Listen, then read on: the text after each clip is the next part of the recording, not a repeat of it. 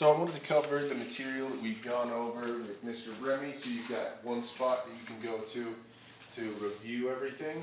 So this first exercise that we're going to go over is called Relax on a Mat, and this is really the most important exercise of everything that we go over. And what we're looking for from Mr. Remy is for him to go into a really relaxed body posture, which is him and over on the mat, and then a DOWN, and lastly with his little chin rested down.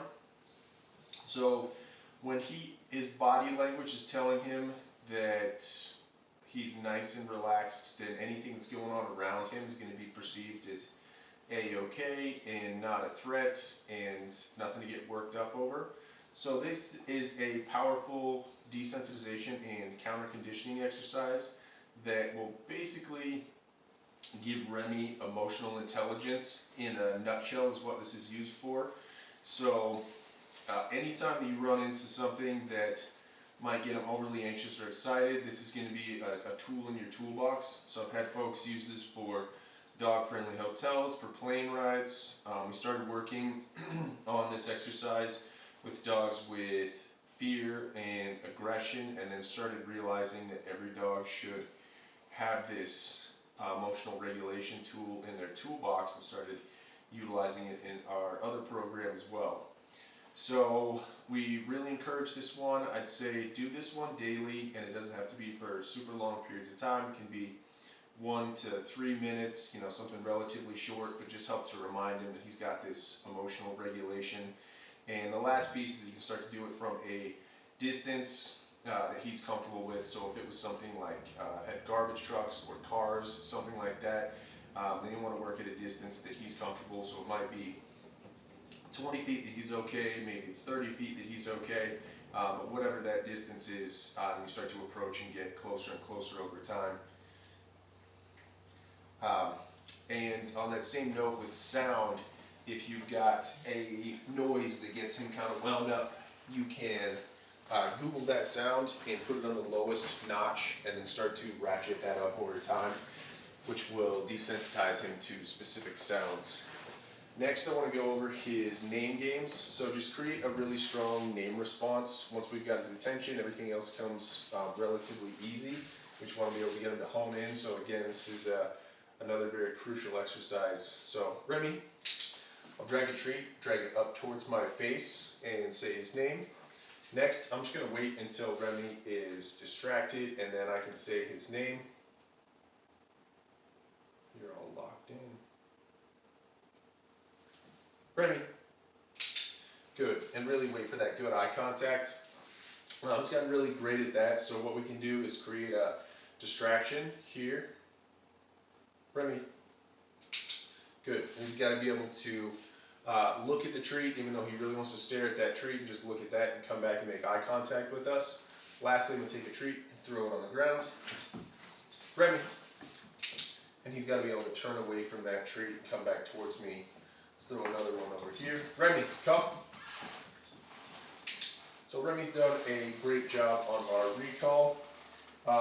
With recall, you can click when he gets all the way up to you, or you can, notice here, Remy, click as soon as he looks at you. So actually the command for this is Remy, come. So let's get him over here. Remy, come. So on that, click as soon as he looks at you. And those can be the 2 clickerable moments. With recall, I can also not utilize the clicker, just give him a treat as he comes over immediately, but usually I like to click when they come all the way up to me. If he's having issues with understanding where he needs to be, let's say that he ends up somewhere out here, then I would clicker when he gets all the way up to me. Or if I'm calling him and he's getting too distracted, he's having a difficult time focusing in on me, then I'll click the instance that he looks at me, so that he realizes, oh, I need to check in with Uncle Dan or my owner, and as soon as I do, then that's the instant that I've done the right thing. So the clicker really pinpoints the moment that Remy has done the correct thing. Remy, come. See? Good boy. Down.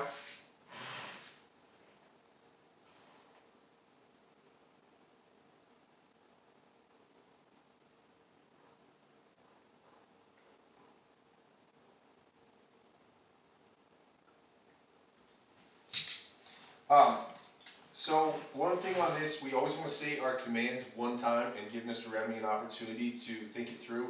So we don't want to say any of our commands over and over again, or it'll start to degrade that response that we're getting from him. Remy, down. Good. So what will happen is he'll start to get quicker and quicker. I like to go over one exercise over and over and over again in one session to really start to hammer that home if he's having issues with any of his commands. Remy, stay.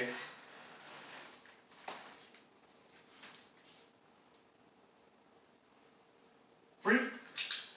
Very good. So his stay command, you can start to tweak the distance and duration.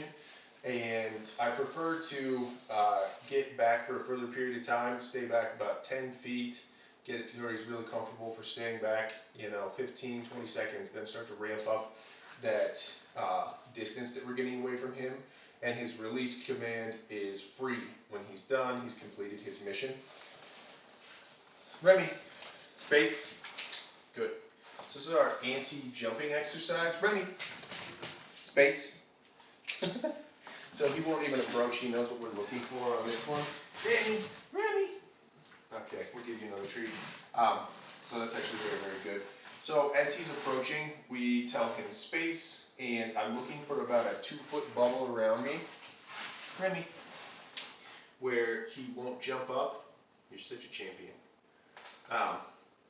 So I didn't give him a command there, but we've done so many reps of this, he knows exactly what's done one repetition, what I'm asking for. And so he'll give me that space. So once he's outside of this little bubble here, that is the criteria for space. And I like to try some from the front, from the side, and from behind, just to get him comfortable with creating a bubble around yourself. You can do this for yourself, and we've also worked with a partner. So I had my wife and then my kids running around, and we work on space with them as well. So if you have a guest come over to your house, then you can utilize space for them. Next I want to go over his leave it. Leave it. Good. And you're just looking for that instant that he retracts and pulls back. He's done a great job with this. He can really just shove something in front of his face. Leave it. He's a champion on that. I also encourage working with as many different items as you can. So we work with sticks and toys. Leave it. Good. And when I'm working on this, he can approach something as he was in that instant. You're so smart. So he won't even put it in his mouth.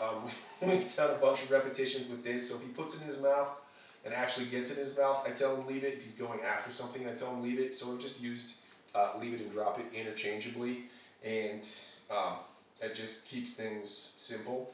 So again, as many items as you can work with will be the most advantageous for him. Remy, touch. So what we're looking for on this one is I just want Remy to be able to target my hand with his nose. Remy, touch. So we missed out on an opportunity for clicking a treat on that one. That's okay. We'll give him another opportunity. Touch.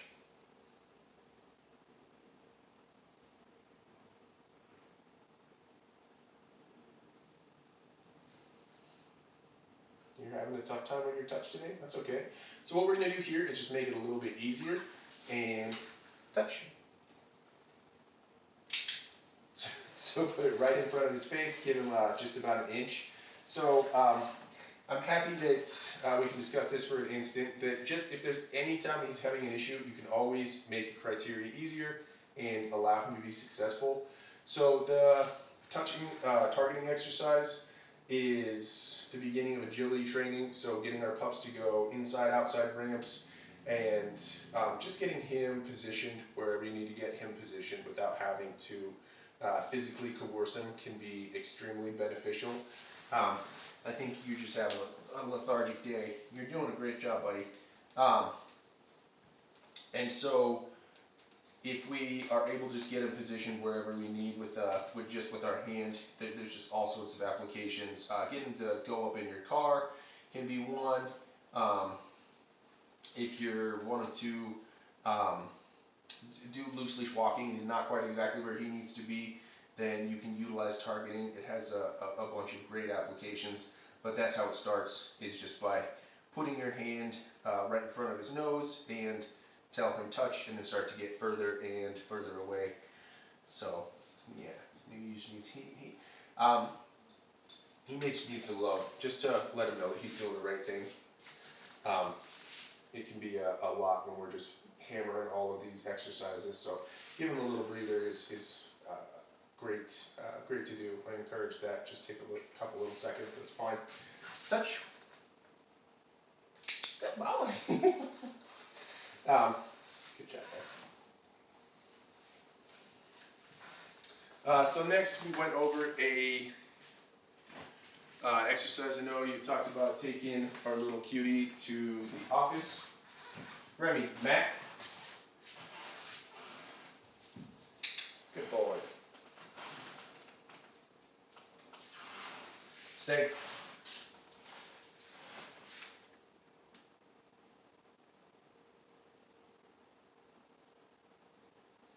Free. And so you'll start to increase the amount of time that Mr. Remy is going over to his mat and hanging out. This differentiates from the relax on the mat exercise. This is a command. So we just have a command to tell him to go over to his mat and hang out in this spot. We'll get into more details of how the two truly differentiate between one another. But when we tell him mat, we're just saying, you come over here, you need to hang out here. And this is all on command. And the other exercise is based on him working through it 100% on his own.